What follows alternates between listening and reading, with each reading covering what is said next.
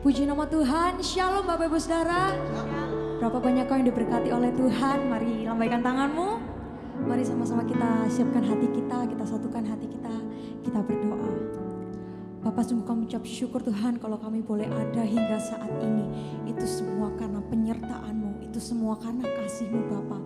Dengan apa kami membalas selain dengan pujian dan penyembahan kami ya Bapak. Biarlah Tuhan kalau saat ini kami mau dan kami rindu Tuhan untuk memuji dan menyembah Engkau Tuhan. Biarlah Kau hadir Tuhan dan bertahta di atas puji-pujian kami. Sehingga Tuhan puji-pujian kami berkenan di hadapan-Mu. Terima kasih Bapa, terima kasih Yesus. Terpujilah nama-Mu hanya di dalam nama Tuhan Yesus Kristus. Haleluya. Amin.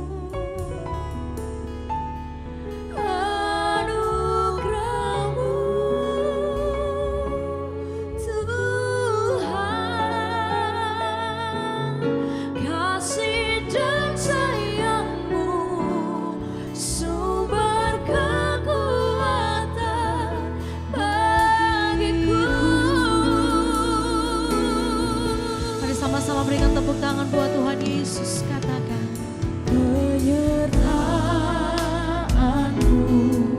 Tuhan, segalanya bagiku. Hadir-Mu di hidupku,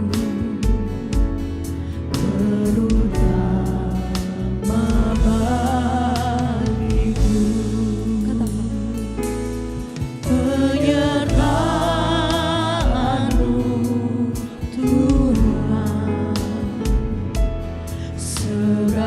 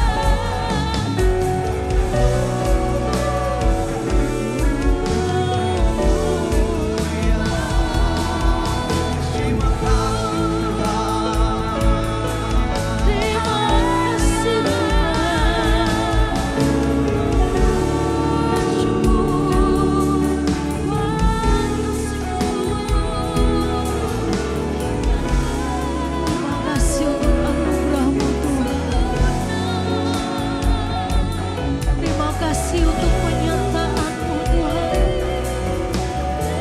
yang tidak pernah habis-habisnya dalam hidup kami. Selalu menyertai kami.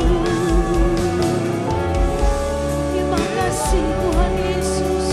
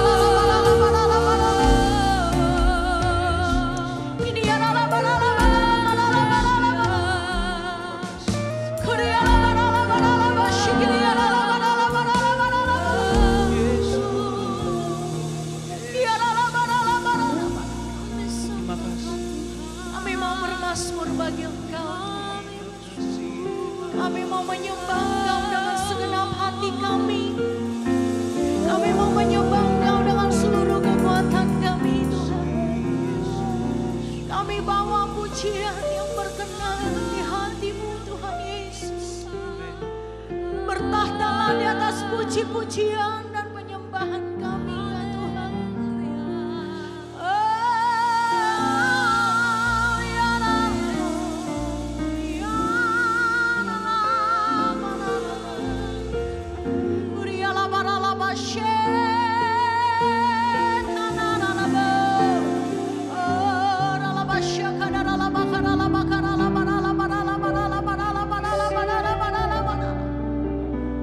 Mari sungguh-sungguh menyembah Tuhan saat ini. Arahkan perhatian kepada Tuhan saat ini. Buka hatimu untuk Tuhan saat ini.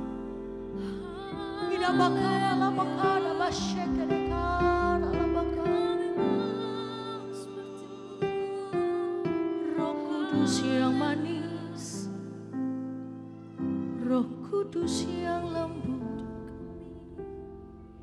lembutkan setiap hati kami. Oh ya dalam asyikene dalam,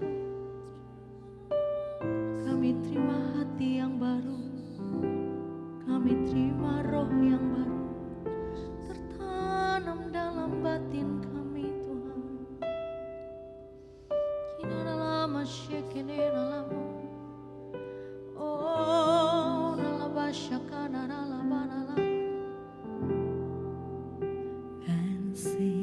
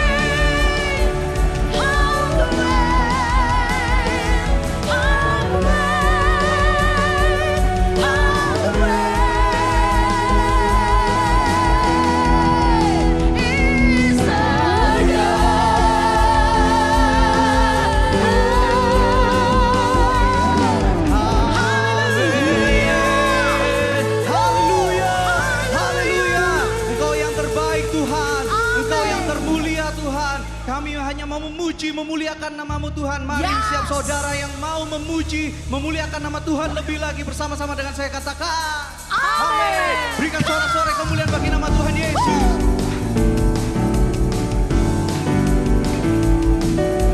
Mari memuji, memuliakan nama Tuhan Bapak Ibu Saudara. Mari bersuka bagi namanya. Karyamu mempesonaku, kau angkatku dari gelap, kasih tulus memberi warna. Kau buang semua gelisah, kau beriku sukacita, kau buatku selalu tertawa. Kau taruh lagu baru dalam hatiku, mulutku bersorak memuji nama-Mu. Yang mau bersorak bagi Tuhan nyatakan. Dari hatiku menggali pujian bagi-Mu, oh sukacita, Roh-Mu hadir di sini. Dan ku menari memuji di hadapan-Mu Yesus, sukacita, Roh-Mu hadir di sini. Mari bertepuk tangan Bapak Ibu Saudara. Yang bersuka cita, bersama-sama kita nyatakan. Karyamu mempesonaku, kau angkatku dari gelap, kasih tulus memberi warna. Kau buang semua gelisah, kau beriku sukacita, Kau buatku selalu tertawa. kau taruh lagu baru dalam hatiku, mulutku bersorak memuji nama-Mu. Yang mau bersuka cita nyatakan. Dari hatiku menggali pujian bagi-Mu, oh sukacita, Roh-Mu hadir di sini. Dan ku menggali memuji di hadapan-Mu Yesus, sukacita, Roh-Mu hadir di sini.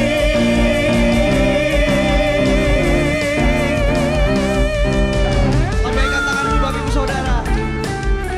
Haleluya. Mari bersama-sama memuji Tuhan.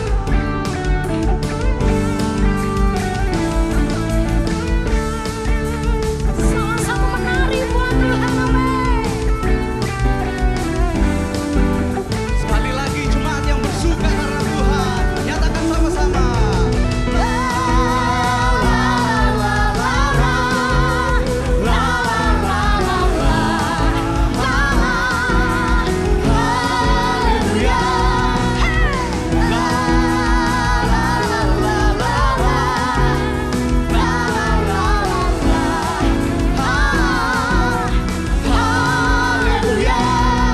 Dari hatiku mengalir pujian bagi-Mu, oh sukacita, Roh-Mu hadir di sini.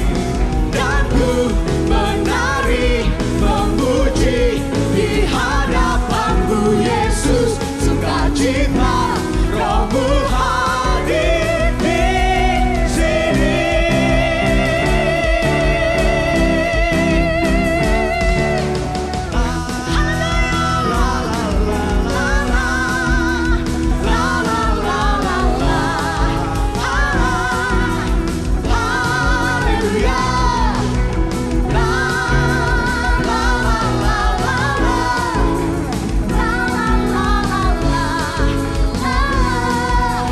Hadir di sini.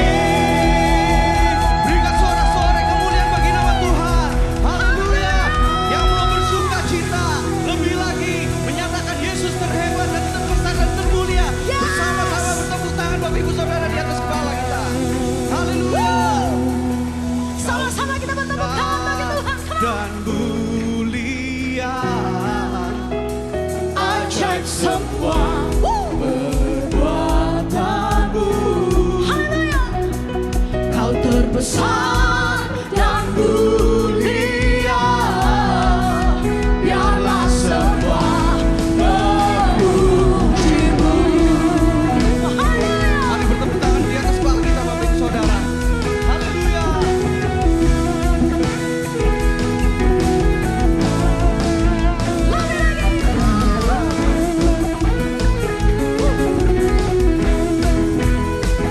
Haleluya.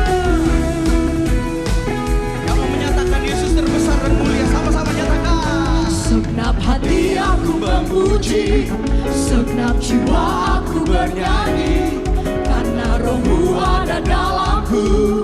Tuhan, Angkat tanganmu. ku angkat tanganku memuji, ku angkat suara dan bernyanyi, karena Roh-Mu ada dalamku. Tuhan, Mari menari Bapak Ibu Saudara. mari menari memuji, ungkapkan sukacita di hati. Nyatakan sama-sama. Kau terbesar dan mulia, ajaib semua perbuatanmu. Kau terbesar dan mulia, biarlah semua memujimu.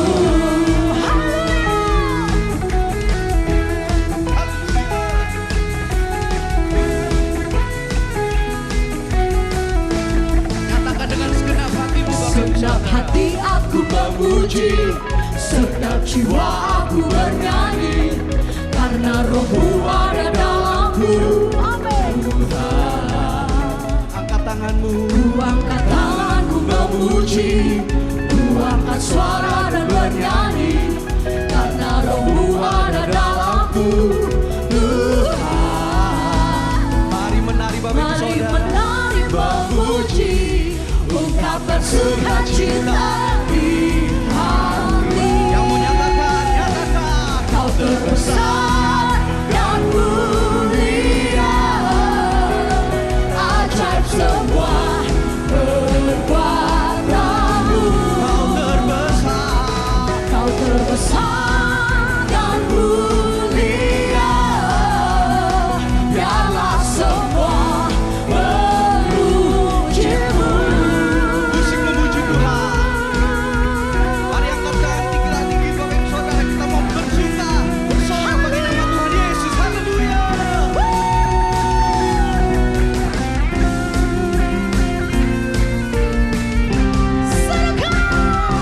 Kau terbesar dan mulia, ajaib semua perbuatanmu. Kau terbesar dan mulia, biarlah semua Jiwi Spasio, lebih dahsyat lagi bagi Tuhan. Nyatakan. Kau terbesar dan mulia, ajaib semua perbuatanmu. Kau terbesar.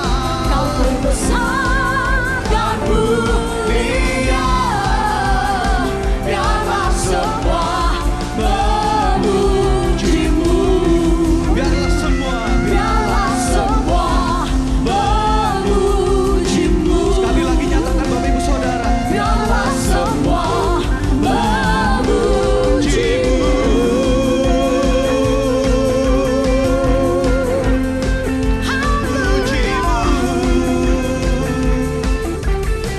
Haleluya. Berikan sorak-sorai kemuliaan bagi nama Tuhan Yesus yang terbesar dan termulia. Haleluya. Haleluya. Silakan duduk kembali Bapak Ibu Saudara. Haleluya. Haleluya. Haleluya. Di minggu yang pertama ini di awal bulan kita diberikan kesempatan untuk dapat mempersembahkan persembahan persepuluhan kita. Mari Bapak Ibu Saudara bisa mempersiapkan persembahan persepuluhan Bapak Ibu Saudara di amplop yang tadi sudah diberikan. Pada saat Bapak Ibu Saudara hadir di tempat ini, ataupun Bapak Ibu Saudara bisa menyalurkannya melalui scan barcode yang ada di belakang kursi Bapak Ibu Saudara. Sekali lagi saya ajak kita tundukkan kepala, Kita satukan hati, kita mau berdoa untuk persembahan persepuluhan kita di hadapan Tuhan. Terima kasih Bapa, terima kasih Tuhan. Inilah Tuhan kami anak-anak-Mu Tuhan, yang mau belajar taat Tuhan akan kebenaran firman-Mu Tuhan. Kami membawa persembahan persepuluhan kami ini Tuhan, karena ini adalah bukti kami mau belajar taat akan kebenaran firman-Mu Tuhan. Kami mau mengembalikan Tuhan apa yang Tuhan sudah berikan kepada kami Tuhan. Apa yang Tuhan punya kami mau mengembalikannya dengan hati yang penuh syukur dan hati yang penuh sukacita. Kiranya Tuhan, persembahan persepuluhan kami ini Tuhan layak di hadapan Kau. Suci dan kuduskan setiap persembahan persepuluhan kami Bapa. Terima kasih Tuhan. Haleluya. Amin.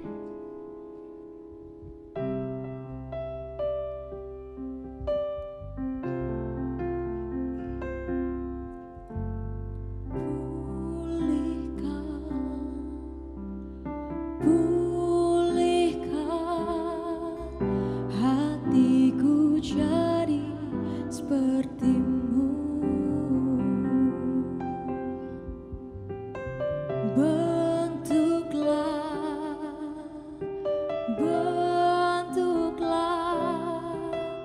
hatiku jadi seperti-Mu.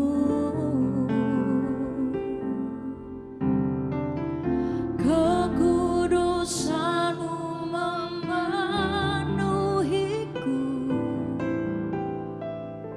Tuhan, ini rinduku.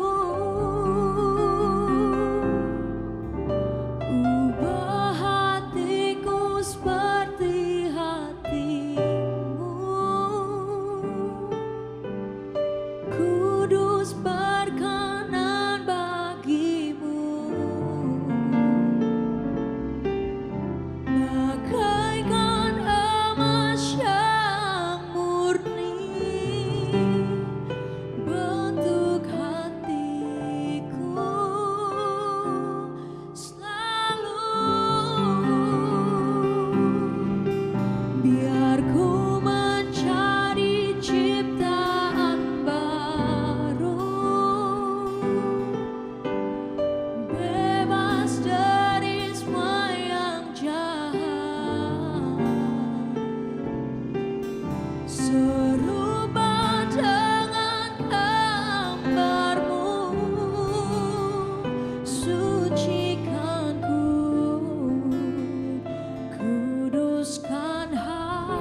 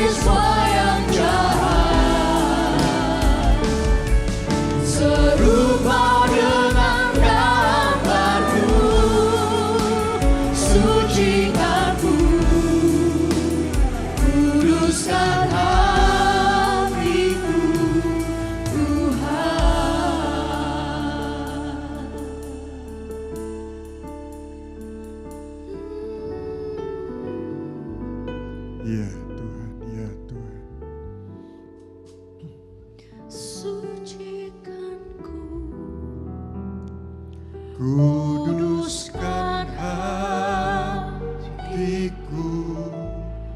Tuhan.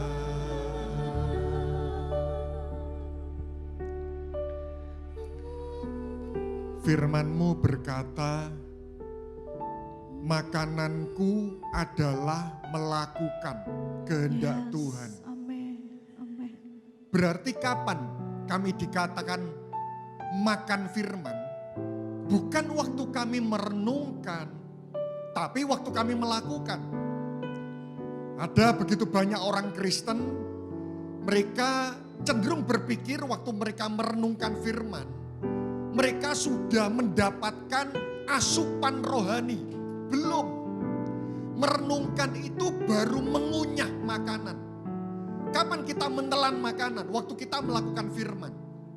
Karena itu kenapa ada banyak orang Kristen yang ahli merenungkan, tapi hidupnya tetap mudah goyah dan mudah tergoncangkan. Karena mereka tidak ahli dalam hal melakukan. Karena itu pagi hari ini waktu kami datang ke tempat ini, kami berdoa agar kami menjadi orang Kristen yang bukan saja tahu banyak, tapi kami rindu, kami mengalami banyak. Karena itu yang menjadi sumber kekuatan kami. Tuhan, kami tidak rela firman yang penting yang akan Tuhan sampaikan pagi hari ini, itu hanya kami punya tapi tidak kami telan. Tapi kami rindu menelannya dengan kami melakukan. Roh Kudus, tolong kami agar Roh Kudus memampukan kami untuk melakukan kebenaran firman. Meski susah, tapi kami percaya endingnya itu pasti kami akan mendapatkan kebahagiaan kekal.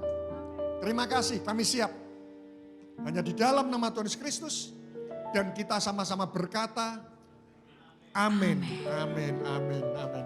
Shalom, silakan duduk Bapak Ibu semuanya. Selamat pagi ya. Baik ya. Oke. Pagi hari ini izinkan saya menyampaikan firman yang cukup kontroversi. Ya, biasanya awal tahun itu firman menguatkan, memotivasi, membangkitkan gairah. Tetapi pagi hari ini saya beri judul tersakiti oleh janji Tuhan. Ya. Kenapa saya menyampaikan hal ini? Karena saya tidak menutup mata Bapak Ibu. Saya menemukan ada banyak orang Kristen waktu mereka mendengarkan janji Tuhan itu harusnya memberi motivasi, membangkitkan semangat, membangkitkan gairah, memunculkan passion, menjauhkan kita dari putus asa.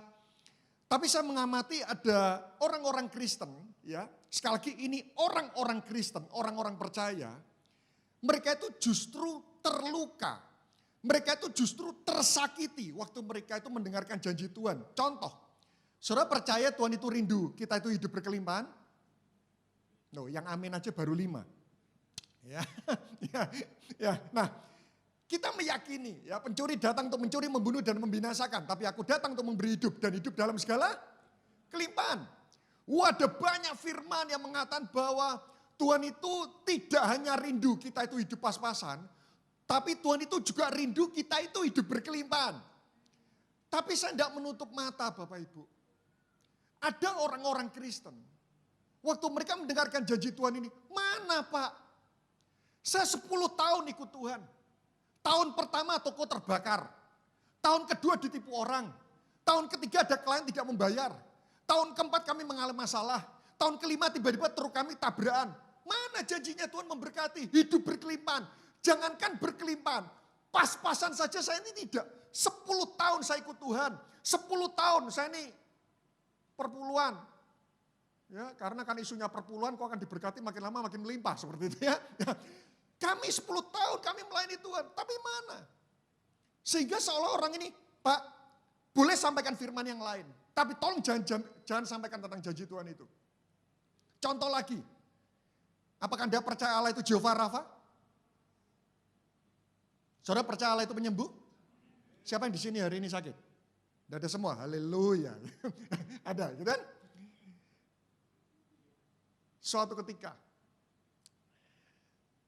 keluarga kami ini banyak ngalami ujian sakit penyakit. Saya tidak tahu kenapa gitu ya. Tapi saya percaya itu semua pasti diizinkan Tuhan. Ya saya pernah cerita di tempat ini kan, anak kembar kami lahir prematur, yang satu jantungnya bocor, yang satu matanya hampir buta, jantungnya kekecilan, ususnya melorot. Jadi sampai dokter itu bingung, ini yang dioperasi matanya dulu, dadanya dulu atau perutnya dulu. Nah, belum lagi istri saya kena tumor otak, habis itu kena penyumbatan jantung. Kok enggak selesai-selesai? Ya. Suatu ketika saya ini merenungkan janji Tuhan tentang masalah kesembuhan. Dan saya melihat Bapak Ibu, ya, saya melihat, saya meyakini dan saya mengamini, saya membaca dalam Matius, Markus, Lukas, Yohanes, ya kitab Injil, setiap orang sakit ketemu Tuhan 100% sembuh. Loh, enggak yakin, coba kita lihat ya, ya Matius 15 ayat 30. Yuk multimedia, Matius 15 ayat 30. Matius 15 ayat 30. Kemudian orang banyak berbondong-bondong datang kepadanya membawa orang lumpuh, orang timpang, orang buta, orang bisu, dan banyak lagi yang lain. Lalu meletakkan, ini berbagai menu penyakit loh, dikatakan banyak lagi yang lain. Dan meletakkan mereka pada kaki Yesus. Dan ia menyembuhkan mereka. Menyembuhkan mereka. Saudara nanti kalau tidak percaya, baca di kitab Perjanjian Baru. Setiap orang sakit, ketemu Tuhan, 100% sembuh. Sehingga kalau saya merenungkan firman tentang, saya ambil angle dari si kesembuhan. Seolah-olah seperti ini. Tuhan itu tidak rela jika ada anaknya itu terus menerus sakit, Tuhan tidak rela. Saya beri contoh, siapa di sini punya anak? Yang punya anak ngaku Bapak Ibu. Saya tanya, meskipun anak kita nakal dan sering menyakiti kita. Tapi kalau anak kita sakit, saya percaya orang tua itu kan menggunakan seluruh sumber daya, kekuatan, keuangan mencari dokter agar anaknya sembuh. Saudara setuju dengan hal ini? Tidak pernah ada orang tua mengatakan, nak, kamu tahu enggak kamu sakit? Itu karena kamu itu berkata kasar sama papa, kapok kamu. Tidak pernah ada. Meskipun anak kita itu nakal, sering menyakiti kita. Kalau anak itu sakit, orang tua itu tidak rela loh. Bahkan orang tua itu kadang mengatakan seperti, nak, Tuhan kalau boleh, sakit yang diderita anakku, pindahkan ke aku. Biar papa yang sakit dan kau sembuh. Saudara setuju dengan hal ini? Begitu pula dengan Tuhan, karena itu kenapa waktu Yesus mati di atas kayu salib. Firman ini di awal-awal buat juga Bapak Ibu yang sakit. Waktu Tuhan mati di atas kayu salib, Tuhan menghisap seluruh sakit penyakit kita, dimasukkan ke tubuhnya seperti hati orang tua. Tuhan kalau boleh sakit anak ini pindahkan ke saya. Karena itu kenapa Tuhan dimasukkan ke tubuhnya dan oleh bilur-bilurnya kita disembuhkan. Bahkan ada beberapa respon hamba Tuhan yang kadang salah termasuk saya dulu. Kalau saya menemukan ada orang sakit bertahun-tahun tidak sembuh, itu selalu saya korek-korek dosa. Ayo, jangan-jangan selingkuh sama 9 orang ya. Ya, jangan-jangan kau nipu tidak bayar ya. Seolah-olah seperti ini, korek-korek dosa, kalau kau tidak bertobat sakitmu tidak sembuh. Tapi saya menemukan di dalam Alkitab, setiap kali Tuhan ketemu orang sakit, sembuhkan dulu, baru pergilah dan jangan berbuat dosa. Loh lihat, Tuhan tidak konsentrasi, yang sakit bertobat dulu, baru kau sembuhkan. Tidak, ketemu orang sakit, sembuh dulu, baru setelah itu bertobat ya, jangan berbuat dosa lagi. Hanya ada satu peristiwa, tiba-tiba Tuhan itu korek-korek dosa. Itu adalah kisah orang lumpuh yang dibopong oleh 4 orang dan dinaikkan melalui atap. Tuhan mengatakan seperti ini, tapi tidak tanya, kamu terikat dosa apa? Tidak, Tuhan langsung tanya gini, Tuhan langsung statement gini. Dosamu sudah diampuni, bangkitlah, angkatlah tilammu dan berjalanlah. Tuhan itu tidak tertarik korek-korek dosa dulu. Sembuhkan penyakit dulu, baru setelah itu berurusan dengan yang lain. Seolah seperti ini. Tuhan itu jijik dengan sakit penyakit. Diusir dulu, baru berurusan dengan yang lain. Tapi saya mengamati Bapak Ibu. Suatu kali saya pernah menyampaikan di sebuah ibadah. Saya cerita tentang anak saya yang sakit jantung. Tuhan tolong sembuhkan. Tiba-tiba ada seorang bapak-bapak yang dia anaknya juga sakit jantung bocor. Dia datang, Pak tolong didoakan. Saya doakan berkat Tuhan itu pasti sempurna. Berkat Tuhan itu tidak pernah cacat. 6 bulan kemudian, anaknya meninggal. Dan dia datang. Mana Pak? Dan mungkin orang ini, kalau saya menyampaikan tentang Allah itu Jehovah Rafa, seolah-olah dia mengatakan seperti ini. Bapak boleh khotbah yang lain, tapi tolong jangan khotbah yang ini. Di beberapa ibadah, suatu ketika ada seorang menyampaikan firman, terus lalu kadang-kadang ada orang yang keluar. Lalu tanya, kenapa? Khotbah yang lain saya dengar, kecuali tentang janji Tuhan ini. Saudara percaya Tuhan itu bisa memulihkan keluarga kita? Mujizat pertama di keluarga. Tapi ada juga orang-orang mengatakan, mana Pak? Suami saya dicuri oleh wewe gombel. Ya, wewe gombel yang bisa jalan di atas lantai. Mana? Sehingga tidak menutup mata Pak. Saya menemukan ada beberapa orang Kristen yang waktu mereka mungkin tidak murtad. Karena mereka meyakini satu-satunya jalan keselamatan hanya ada di dalam Tuhan. Mereka tidak murtad, mereka tidak berani murtad. Tapi ternyata ada janji-janji Tuhan tertentu. Itu waktu disampaikan, itu justru melukai hati mereka. Apatis, pesimis, mosok sih. Saya berdoa jika di tempat ini ada di antara Bapak Ibu yang sempat apatis terhadap janji-janji Tuhan tertentu. Saya berdoa roh apatis, roh pesimis, roh ketidakpercayaan itu semua dicabut dalam nama Yesus. Nah, saya akan masuk. Ada 4 stadium seseorang yang terluka akan janji Tuhan. Ya. Ada 4 stadium. Yang pertama, ragu saat mendengar janji Tuhan. Ya, ragu. Masa sih? Itu yang pertama, ragu. Ini stadium yang paling ringan. Stadium kedua, mereka terluka saat mendengar. Jadi waktu dengar janji Tuhan, bukan ragu tapi terluka. Saya beri contoh, misal, saya janji sama Pak Andi. Pak Andi, nanti pulang ibadah, saya traktir makan. Saya lupa, kali kedua saya janji lagi. Pak Andi, saya nanti traktir Anda makan setelah pulang ibadah. Kalau 5 kali saya janji dan tidak pernah ditepati. Kalau saya nyampaikan ke 6 kalinya, kira-kira bagaimana respon Pak Andi? Mungkin baru saya mengatakan, Pak Andi, batenya. Daripada janji tidak ditepati lebih baik tidak usah ngomong. Tapi kan tidak mungkin dikatakan kan. Jadi waktu saya katakan, Pak Andi, Pak Anton, mari kita langsung masuk yuk. Karena ibadah mau dimulai. Kenapa? Karena mungkin kita sudah terlalu sering mendengar janji. Tapi kita tidak pernah mengalami, itu terluka. Yang ketiga, stadium ketiga. Nah, ini lebih berat. Mereka malah tertuduh saat mendengar janji Tuhan.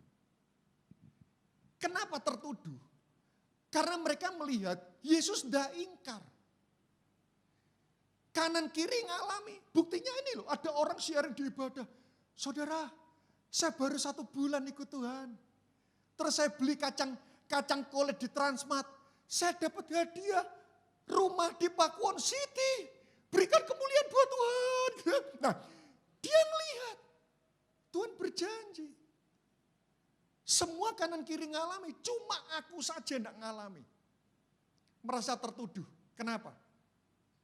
Kelihatannya bukan Tuhan ingkar. Tapi aku adalah pribadi yang tidak layak untuk terima janji Tuhan. Mungkin Tuhan ingat dosa-dosaku di masa lampau. Sehingga darahnya itu tidak sanggup untuk menghilangkan dan untuk tidak menganggap semua dosa-dosaku. Tertuduh. Kanan kiri ngalami, sembuh. Tapi kenapa cuma aku yang tidak mendapat kesembuhan? Jangan-jangan ini karena dosaku di masa lampau. Tertuduh.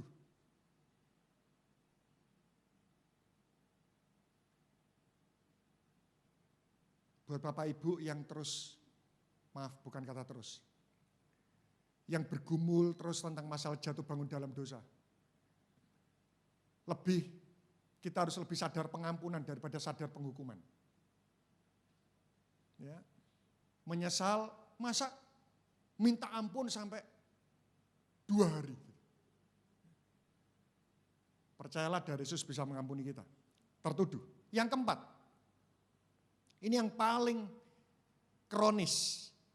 trauma dengan janji Tuhan. Apa artinya trauma? Justru malah emosi waktu mendengar janji Tuhan. Saya punya papa, 25 tahun sakit dan tidak sembuh dan akhirnya kakinya dipotong. Dan mungkin kalau saya cerita tentang Allah itu Jehovah Rafa, mungkin papa saya ini tawar hati. Ya. Beberapa kali saya ngisi retreat hati Bapak. Saya mengatakan waktu itu kepada anak youth, percayalah Tuhan tidak pernah salah menaruh kita dalam sebuah keluarga. Orang tua kita adalah orang tua terbaik yang Tuhan izinkan hadir dalam kehidupan kita. Tapi ada anak-anak mengatakan seperti ini, Koh maaf, justru karena orang tuaku hidupku ini hancur. Jadi seolah-olah boleh khotbah yang lain, tapi tolong jangan khotbah yang ini. Trauma, malah emosi waktu mendengarkan janji Tuhan. Nah saya akan mengajak, kita belajar dari sebuah perikop. Ya. Bapak Ibu masih konsentrasi? Ya, waktu saya cuma sisa 20 menit. Saya akan masuk ke gigi 5 Bapak Ibu ya. Kita lihat Yohanes pasal 5 ayat yang pertama. Saya akan tunjukkan ternyata ada tokoh di Alkitab yang mereka ini pernah mengalami trauma akan janji Tuhan. Ya. Apa yang membuat dia trauma dan bagaimana cara mengatasinya. Yohanes pasal yang kelima. Jika di tempat ini hari ini tidak ada yang terluka, puji Tuhan, jika ada yang terluka, biar firman ini bisa menyembuhkan. Dan Bapak Ibu yang tidak terluka, biar firman ini bisa jadi antibodi dan preventif.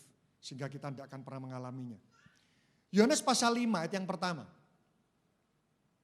Sesudah itu ada hari raya orang Yahudi dan Yesus berangkat ke Yerusalem. Di Yerusalem, dekat pintu gerbang domba ada sebuah kolam yang dalam bahasa Ibrani disebut Bethesda. Ada 5 serambinya. Bethesda itu adalah House of Mercy, rumah anugerah. Dan di serambi-serambi itu berbaring sejumlah besar orang sakit. Orang-orang buta, orang-orang timpang, orang-orang lumpuh yang menantikan goncangan air kolam itu. Ya, itu sejumlah besar orang sakit, itu berarti ratusan. Kalau boleh tahu siapa yang di sini pernah ke Israel? Pernah ke Israel? Oke. Daripada saya salah menginterpretasikan, apakah ada di sini yang pernah pergi ke kolam Bethesda? Yang pernah ke Israel? Oke. Oke, satu orang. Pernah mengukur enggak Bu? Panjang lebarnya berapa? Enggak ya. Saya enggak pernah pergi ke kolam Bethesda. Ya. Karena itu kenapa saya tanya, mungkin ada yang pernah mengukur. Tapi saya lihat di Google, ukuran kolam Bethesda itu 46 meter kali 23 meter. Tolong kalau ada yang pernah mengukur dan bukan itu tolong klarifikasi saya. 46 meter kali 23 meter. Kalau saya hitung secara teknik sipil, itu bisa 500 orang itu duduk melingkar. Dan saya bayangkan jumlah orang sakit ini akan bertambah banyak. Kenapa? Karena isunya gratis, betul? Setelah gratis siapapun yang sakit, apapun penyakitnya, kalau masuk ke dalam kolam itu pertama kali pasti akan sembuh. BPJS itu aja bayar, itu aja antrinya bukan main. Saya pernah anak saya waktu sakit jantung, itu mau saya operasi di rumah sakit Dr. Sutomo, saya diberitahu, Pak anak Anda operasi urutan ke 350 sekian, saudara bisa bayangkan itu. Kolam Bethesda gratis, siapapun yang sakit pasti sembuh, tapi masalahnya, malaikat turun, kolamnya goncang, orang pertama masuk sembuh, orang kedua, ketiga, keempat, kelima tidak sembuh. Jadi saudara bisa bayangkan, malaikat waktu turun semua orang itu dorong-mendorong, saling menginjak, saling sikut-sikutan. Orang pertama masuk sembuh, orang kedua itu sudah meloncat di udara, nyemplung basah, tidak sembuh. Berarti bisa bayangkan ya, berebutnya ya. Nah, dan masalahnya jadwal malaikat datang itu tidak jelas. Bisa bayangkan antri dokter, jadwal prakteknya kapan? Tidak jelas, Anda menunggu aja, saudara bisa bayangkan itu. Itulah kolam Bethesda. Sebab sewaktu-waktu turun malaikat Tuhan ke kolam itu dan menggoncangkan air itu, barang siapa yang terdahulu masuk ke dalamnya sesudah goncangan air itu menjadi sembuh apapun juga penyakitnya. 5, perhatikan. Di situ ada seorang yang sudah berapa tahun Bapak Ibu sakit? 38 tahun. Wow. Dan ahli teologia berpendapat orang lumpuh ini ada di sana sudah 10 tahun. Bisa bayangkan KKR kesembuhan 10 tahun tiap hari datang dan tidak sembuh-sembuh? Itu trauma. Terbukti ayat yang ke-6. Ketika Yesus melihat orang itu berbaring di situ, dan karena ia tahu ia telah lama dalam keadaan itu, berkatalah ia kepadanya, maukah engkau? Ini pertanyaan masuk akal enggak? Saya waktu baca ini, saya ini tertawa dalam batin. Tuhan, ini kan pertanyaan enggak penting. Kalau orang lumpuh ini enggak mau sembuh, buat apa dia ada di sana? Itu sama seperti saudara yang tadi masuk kan ada Aser ya. Ada enggak Aser yang bertanya, apakah Anda mau beribadah? Itu kan pertanyaan enggak penting. Sama. Saya bergumul, Tuhan. Kenapa engkau bertanya seperti ini? Ini sama seperti Anda antri minuman, ada minuman baru di mall, Anda antri, sama di depan kasir tanya, apakah Anda mau beli minuman?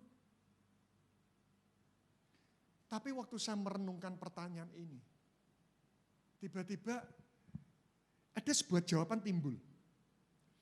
Pertanyaan ini bukan pertanyaan yang butuh jawaban.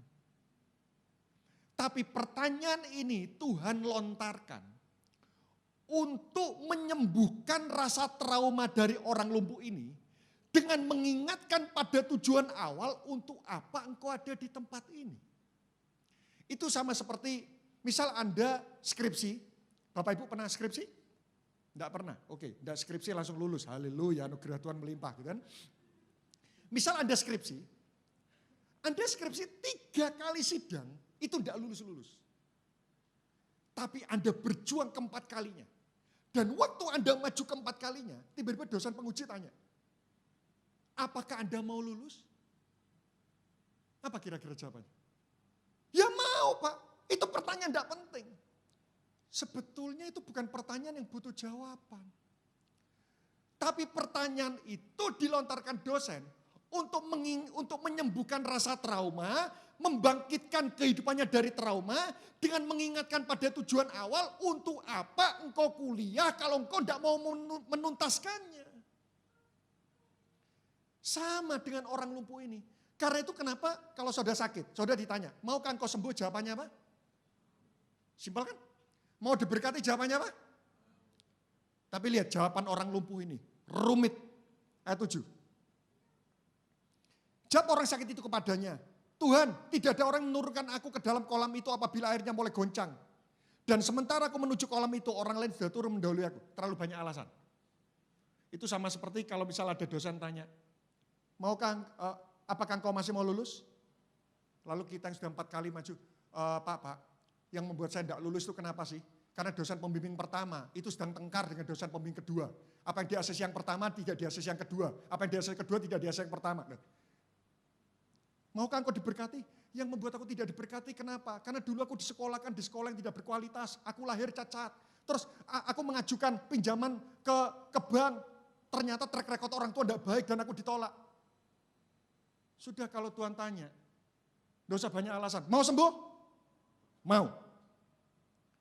Mau sembuh? Tuhan 5 tahun. Sudah. Kenapa orang lumpuh ini punya banyak alasan? Trauma.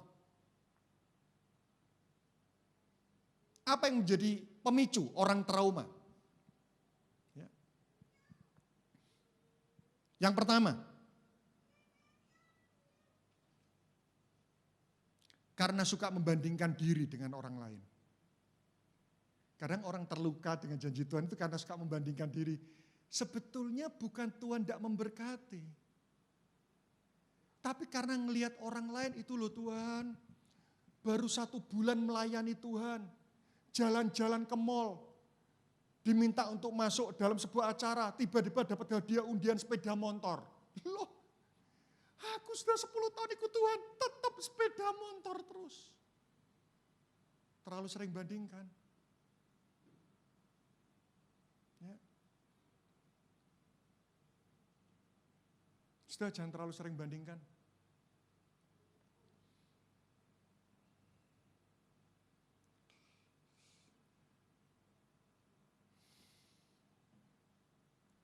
Yang kedua, referensinya Yohanes 5 ayat yang kelima. Tidak ada perubahan hidup dalam jangka waktu lama. 38 tahun sakit. Tidak ada perubahan. Tawar. Terluka. Kenapa janji Tuhan tidak aku alami? Sama orang lumpuh ini. 10 tahun di kolam Bethesda, tapi tidak sembuh-sembuh. Yang ketiga, ini yang bahaya. Yohanes 5 ayat yang ketujuh.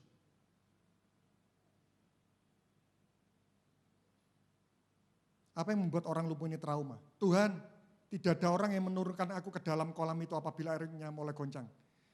Apa yang membuat orang lumpuh ini trauma? Karena dia merasa sendirian. Tidak punya teman rohani. Karena itu saya promosi. Cool itu penting. Ya. Sendirian, tidak punya teman. Pada waktu anak saya sakit prematur Bapak Ibu, waktu itu iman kami itu goyah betul. Buat perbandingan, anak prematur saat ini dirawat di ICU itu per hari 5 sampai 7,5 juta. Anak saya kembar. Yang pertama sebulan di ICU, yang kedua 2 bulan di ICU. Coba silakan hitung yang ahli akuntansi berapa habisnya. Kami ngos-ngosan, Mbak. Dan yang membuat saya tetap kuat, saya punya sahabat-sahabat rohani. Waktu itu zamannya BlackBerry. Waktu itu kami butuh ASI. Kenapa? Anak saya tidak bisa minum obat. Diminumi ASI 1 mili muntah darah. Saya harus keliling ASI di seluruh Surabaya. Ya. Di sini, di Dharma Husada ada ASI setengah liter. Saya naik sepeda motor, Mbak Cooler Box, itu teman-teman broadcast. Lalu tiba-tiba ada orang dari Jakarta yang saya tidak kenal. Naik pesawat ke Surabaya, hanya menyerahkan 1 cooler box ASI. Setelah itu kembali lagi. Saya tanya, Bu, dapat berita dari mana? Saya dapat dari broadcast, Bapak butuh ASI. Yang membuat saya tetap kuat, karena saya ini punya teman-teman rohani. Mari Bapak Ibu, ke gereja jangan seperti ke bioskop. Ya, kalau ke bioskop itu Anda masuk jangan kenalan. Masuk, kenalan ya, saya Anton, Anda akan diusir. Ya itu bioskop. Ya. Tapi kalau gereja, datang tidak diundang, pulang tidak diantar, hilang tidak dicari, itu jalanku. Karena itu kenapa Tuhan itu paling khawatir kalau ada orang Kristen sudah datang ke gereja tetap sendirian, tidak kenal siapa-siapa. Gampang jatuh. Tapi kalau datang, ayo nanti sebelum pulang kenalan yuk. Percayalah. Siapa yang di sini ngalami pandemi? Tidak semua. Waktu itu Anda di Mars. Ngalami pandemi? Dengarin. Hidup susah menjadi lebih mudah kalau punya teman banyak. Problema yang mudah jadi susah kalau kita tidak punya teman. Karena itu punya banyak teman, itu anugerah. Karena itu kenapa saya tidak mau punya musuh. Ada orang nyakiti saya segera mungkin mengampuni sudah. Kenapa? Karena jika saya tolak kesalahan dia di masa lampau terhadap saya akan tolak calon-calon kebaikan yang bisa dia berikan di masa depan saya. Saat saya tolak kelemahan seseorang, saya tolak kelebihannya pula. Dan Tuhan itu hebat loh. Anda hari ini mungkin ada orang yang menyakiti Anda, tapi Tuhan itu bisa membuat rekayasa peristiwa kehidupan. Tiba-tiba dalam kehidupan ini kita sangat membutuhkan bantuan dia agar proses penderitaan itu dipercepat, itu pergi dari hidup kita. Sama seperti orang tua dengan anak. Misal saya punya 2 anak. Anak ini tengkar terus ya. Saya akan buat peristiwa, sang adik itu sangat butuh kakaknya dan sang kakak itu butuh adiknya. Sudah berteman dengan banyak orang. Bersahabatlah dengan banyak orang. Ke gereja jangan seperti ke bioskop. Maaf ya kalau ada kepahitan, ya paling mentok saya tidak diundang lagi lah ya. Tapi penting punya sahabat rohani. Karena itu kenapa Alkitab Kejadian mengatakan segala sesuatu baik. Pertama kali tidak baik Alkitab mengatakan tidak baik kalau manusia itu sendirian. Percayalah. Saat kita tidak punya teman, itu adalah ketidakbaikan yang sangat puncak dalam kehidupan kita selain kita tidak punya Tuhan. Bagaimana langkah pemulihan? Oke. Yang pertama, jangan pernah tinggalkan kolam Bethesda. Ibrani 10 ayat 24. Mulai 25 dulu deh. 25 dulu. Jangan tinggalkan kolam Bethesda. Meskipun orang lumpuh ini sudah 10 tahun dia tidak mendapatkan jawaban, untung dia tidak meninggalkan kolam Bethesda. Apa itu kolam Bethesda? Persekutuan-persekutuan kita. Bukan cuma dengan Tuhan pribadi, tapi persekutuan dengan saudara seiman. Ibrani 10 ayat 25. Ini seringkali dijiplak oleh hamba Tuhan, tapi dengan sebuah praktek yang salah. Janganlah kita menjauhkan diri dari pertemuan-pertemuan ibadah seperti dibiasakan oleh beberapa orang. Tetapi marilah kita sama-sama katakan saling menasihati dan semakin giat melakukannya menjelang hari Tuhan yang dekat. Pertemuan ibadah ini apa sih? Ini bukan pertemuan ibadah raya hari Minggu, bukan. Kita lihat 24. Ya, waktu saya sisa 5 menit. 24. Ibrani 10 ayat 24. Dan marilah kita saling memperhatikan supaya kita saling mendorong dalam kasih dan dalam pekerjaan baik. Baru 25, dan janganlah engkau menjauhkan diri dari pertemuan ibadah. Berarti pertemuan ibadah yang dimaksud oleh Tuhan, janganlah engkau menjauh. Itu adalah pertemuan di mana engkau saling menguatkan, saling menasihati, saling memotivasi, saling menegur, saling mendoakan. Pertanyaan saya, ibadah raya seperti ini bisa saling? Susah. Karena itu kenapa ada banyak orang tetap ibadah tapi tetap hidupnya mudah rontok. Karena ibadah yang dihadiri itu bukan ibadah yang saling.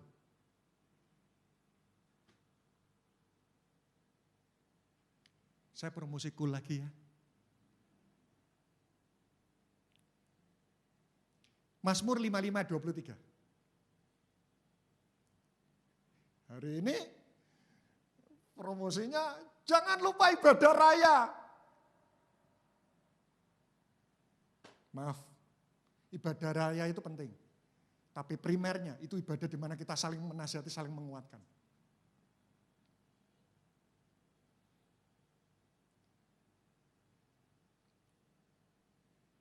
Mulai kata-kata serahkanlah di atasnya. Karena versi bahasa Indonesia sama versi King James ini beda. Serahkanlah khawatirmu kepada Tuhan, maka ia akan, perhatian berikutnya, tidak untuk selama-lamanya dibiarkannya orang benar itu, berarti orang benar diizinkan goyah enggak? Orang benar bisa goyah enggak? Tapi enggak untuk selama-lamanya. Yang kedua, sudah saya tutup dengan ini deh. Ya. Saya minta pemain musik worship leader. Bisa pujikan lagu, pertolonganmu begitu. Ya. Yang kedua, Yohanes 5 ayat yang ke-7. Saya sampai poin kedua aja deh. Ya. Yohanes 5 ayat yang ke-7. Yang pertama, jangan menjauhkan diri dari kolam Bethesda, persekutuan kita. Meskipun kau kadang sudah tawar ya. Tunggu. Untung orang lumpuh ini tidak pergi loh. Tetap menantikan. Yang kedua, Yohanes 5:7. Ini lucu. Jawab orang sakit itu, Tuhan tidak ada yang menolong aku. Saudara, masuk akal enggak 10 tahun tidak ada orang yang nolong? Mungkin enggak saudara punya 100 teman, 100-100-nya semua egois, mungkin enggak? Itu kalau memang mungkin, maaf, andai wapes tenan. Kan enggak mungkin kan? Dan masalahnya waktu itu di kolam Bethesda, itu suasananya lebih kuat daripada saat ini loh. Itu malaikat turun naik. Lalu kenapa enggak ada yang mau nolong? Mana papanya di mana, mamanya di mana, saudaranya di mana, adiknya di mana, anaknya di mana? Kok enggak ada yang mau nolong? Teman-temannya di mana semua? Kesimpulan saya, dia bukan enggak punya teman. Tapi mungkin waktu itu ada orang deketi. Pak, saya lihat Bapak sudah 10 tahun di sini. Nanti kalau malaikat datang, Bapak mau saya gendong? Lalu orang lumpuh ini bilang gini, Pak, kalau niat nolong jangan cerewet, langsung aja angkat. Terus orang yang mau nolong gini, yalah, mau nolong malah disakiti. Kadang maaf, ada orang Kristen, katakan bukan saya. Ada orang mau nolong, tapi malah kita nyakiti. Kamu kenapa? Jadi orang Kristen itu jangan kepo, tanya langsung sama Tuhan. Maunya nolong. Suka melukai hubungan, saya kira orang lumpuh ini.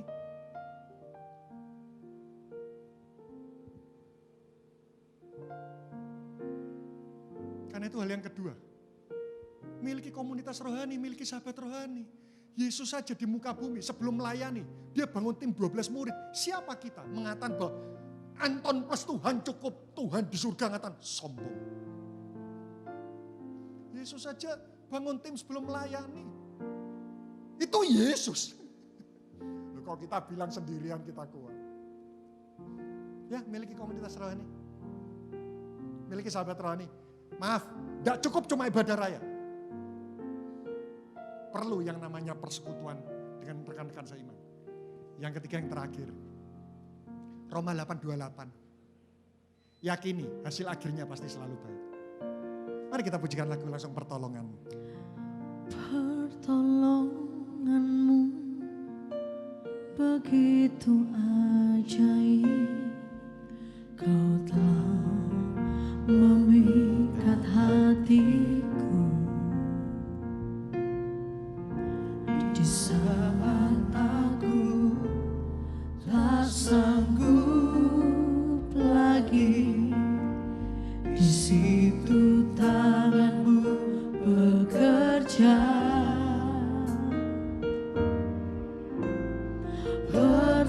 Pertolonganmu begitu ajaib, kau telah memikat hatiku. Kini mataku tertuju padamu, ku rasakan kasih-Mu, Tuhan. Mari sama-sama bangkit berdiri.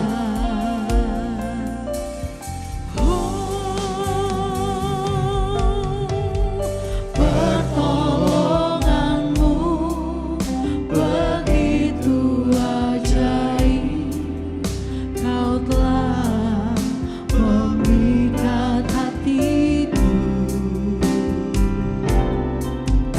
Di saat aku tak sanggup lagi, di situ tanganmu bekerja.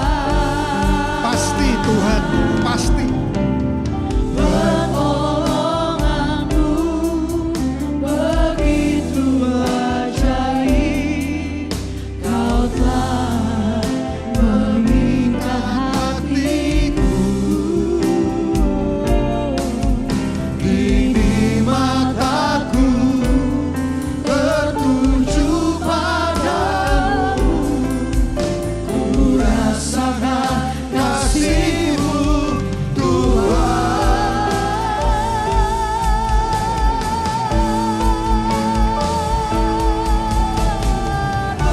Pertolonganmu ya begitu begitu ajaib Tuhan. kau telah memikat hatiku. Ya, di saat aku Di saat aku tak sanggup lagi, di situ tanganmu bekerja. Pertolonganmu begitu ajaib, kau telah memikat hatiku.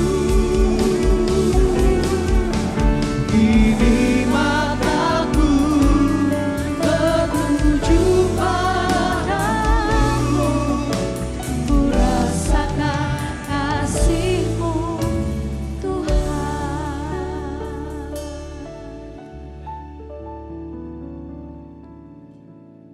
ingatkan kami bahwa iman itu ada 2 jenis. Yang pertama adalah iman memindahkan gunung. Gunung masalah dipindah. Gunung sakit penyakit dipindah. Hutang tiba-tiba Tuhan tolong berikan mujizat di mana kami bisa melunasi. Itu adalah iman memindahkan gunung. Puji nama Tuhan karena itu ada dalam kebenaran firman-Mu. Tapi sadarkan kami ada iman yang kedua. Iman mendaki gunung. Ternyata ada gunung-gunung masalah yang tidak bisa kami pindahkan. Tapi harus kami daki. Sakit penyakit kami harus melewatinya. Hutang yang banyak kami harus berjuang. Problema kami harus mengupayakan untuk menang. Dan berita gembiranya, pahlawan iman dalam Ibrani pasal 11, itu ternyata kumpulan orang-orang yang terbukti punya iman mendaki gunung. Karena itu, jika hari-hari ini kami mengalami masalah, yang terpenting bukan masalahnya tuntas. Tapi yang terpenting adalah kami mengalami peningkatan level iman. Itu yang penting. Buat Tuhan yang penting bukan masalahnya segera selesai. Buat Tuhan yang penting adalah kami punya pengalaman hidup yang baru bersama dengan Tuhan.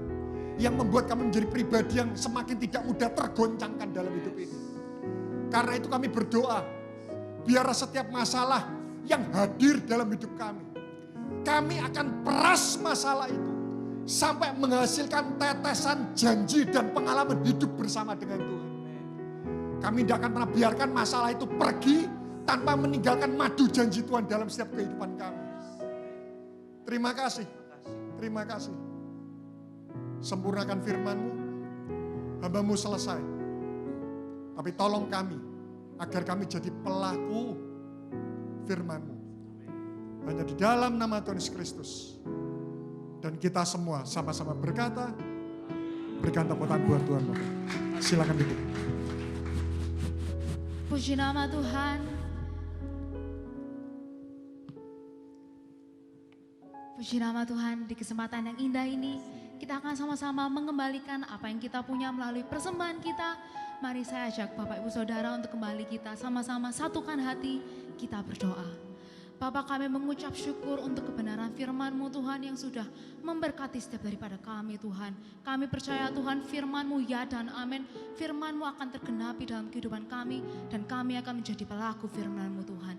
Terima kasih Tuhan, Engkau yang memberkati hamba-Mu yang sudah menyampaikan firman-Mu Tuhan. Engkau yang memberkati pekerjaannya, keluarganya, kesehatannya Tuhan. Terlebih lagi Tuhan, Engkau yang memberkati pelayanannya Tuhan. Biarlah dimanapun hamba-Mu berada, dimanapun hamba-Mu melangkah, banyak jiwa-jiwa dapat dimenangkan dan nama-Mu semakin dipermuliakan Tuhan. Terima kasih Tuhan, kalau sebentar lagi kami mau mengembalikan apa yang kami punya melalui persembahan kami. Engkau yang suci dan kuduskan setiap tangan-tangan kami yang memberi, agar persembahan kami dapat layak dan harum di hadapan-Mu Tuhan. Terima kasih Tuhan, kami siap memberi dengan hati yang penuh sukacita. Terpujilah nama-Mu Tuhan, di dalam nama Tuhan Yesus. Haleluya, amin. Hamba-hamba Tuhan boleh menjalankan persembahan dan multimedia boleh menjalankan pengumuman. Tuhan Yesus memberkati.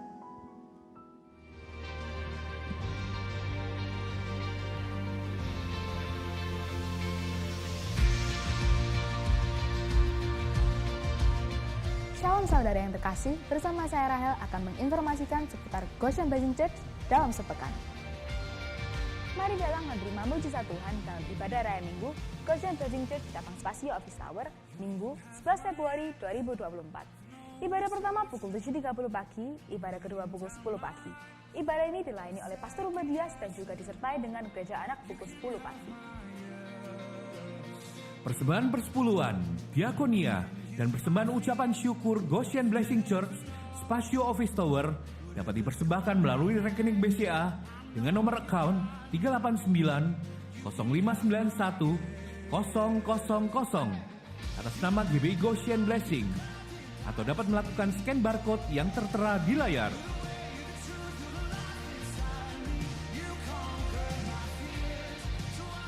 Ikutilah saat teduh bersama GPC Worship setiap hari Selasa dan Kamis pada pukul 8 malam. Ibadah ini dapat diakses di YouTube channel GPC West Spasio Tower. Ibadah rumah doa Goshen Blessing Church pada Jumat 9 Februari 2024 pukul 10 pagi bersama Pastor Luther Dias dan bertempat di Manhole lantai 1.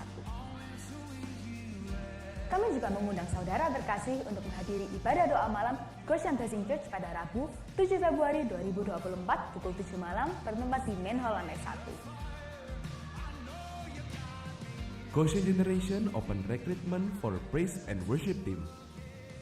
Open for keyboard, guitar, bass, drum, singer, and other instruments. Dengan timeline pada hari Rabu 14 Februari 2024 pendaftaran terakhir, Sabtu 17 Februari 2024 hari interview, dan Sabtu 24 Februari 2024 hari audisi. Untuk registrasi dan informasi lebih lanjut, langsung dapat menghubungi Saudari VV di nomor WhatsApp 0878 5363 1583 atau langsung dapat mengakses link yang tertera di layar.